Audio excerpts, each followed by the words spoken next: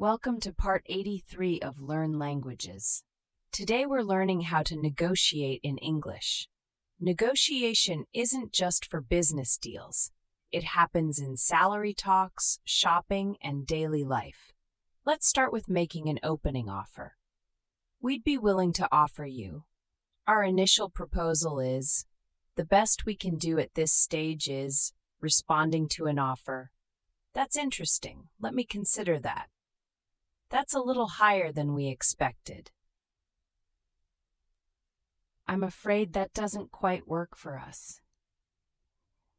Making a counteroffer. What if we were to offer X instead? Could we perhaps meet in the middle? Would you consider reducing the price by 10%? Moving toward agreement. I think we can work with that. That's something I can take back to my team. Let me see what I can do and get back to you. Reaching agreement. I think we have a deal. Let's proceed on that basis. We're happy to accept those terms. If you can't agree, unfortunately we're unable to reach an agreement today. Perhaps we can revisit this in the future.